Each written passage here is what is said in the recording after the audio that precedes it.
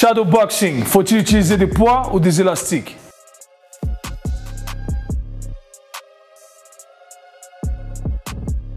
Et yo, bienvenue sur la chaîne. Si vous n'êtes pas abonné, je vous invite à vous inscrire. On a décidé de lancer une série axée sur la boxe. On va parler conditionnement, développement athlétique pour la boxe et technique de boxe avec mon frérot Angel ici, combattant de boxe anglaise. Donc on a décidé de choisir le premier thème aujourd'hui. Est-ce qu'il faut utiliser des élastiques ou alors des poids lorsqu'on fait son shadowboxing? Vous allez voir deux écoles, des enseignants qui vous disent d'utiliser un plutôt que d'autres. On va répondre à la question aujourd'hui. La réponse à la question n'est pas si simple que ça. La vérité, c'est qu'on peut utiliser les deux, mais on doit utiliser les haltères pour développer une qualité et les élastiques pour développer une autre qualité. Donc on va démontrer tout ça. Quand est-ce qu'il faut utiliser les haltères? Alors souvent, on vous demande d'utiliser les haltères en shadowboxing pour développer l'explosivité. Et selon notre méthode de pensée, eh bien c'est faux. D'accord? Pourquoi? Parce qu'on analyse les vecteurs de force ici.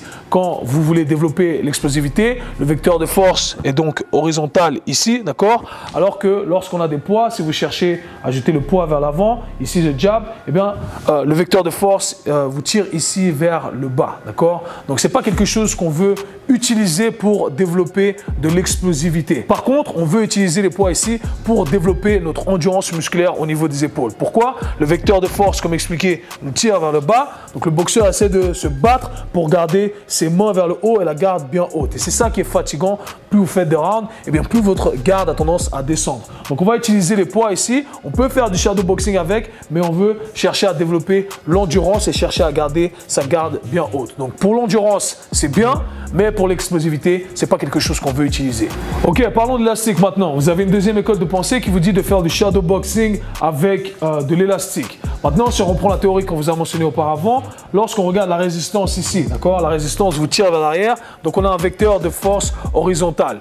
Maintenant, pour notre endurance musculaire, quand nos épaules se fatiguent au fil des rounds, eh bien, ça ne nous aide pas vraiment. Au contraire, on a tendance à se reposer sur l'élastique qui nous tire un peu et ça ne nous aide pas vraiment, ça ne nous challenge pas au niveau des épaules. Alors là, vous pouvez vous dire, bah, ça va m'aider à donner des coups un peu plus explosivement. Maintenant, on va vous montrer comment le faire de manière appropriée. Parce que le problème, quand vous voulez travailler votre explosivité, ça ne sert à rien de faire des coups pendant des minutes et des minutes et travailler sous fatigue. Lorsque vous voulez faire du développement pour de la puissance et de l'explosivité, vous ne voulez pas travailler sous fatigue.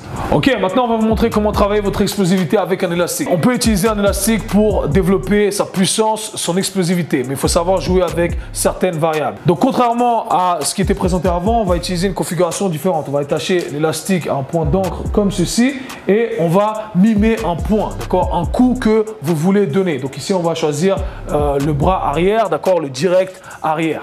Et l'idée c'est d'aller le plus rapidement possible lorsque vous donnez votre coup, laissez l'élastique vous tirer sans résistance et redonner un coup directement. Pensez à ça comme une balle de basket qui rebondit. Vous voulez accélérer le retour et redonner un coup le plus rapidement possible. Et vous voulez être rapide sur chaque coup. On vous conseille de commencer avec 5-6 coups et dès que vous sentez que l'explosivité diminue, eh bien on s'arrête là, on prend une pause et ensuite on recommence. On est parti, ça ressemble à ça.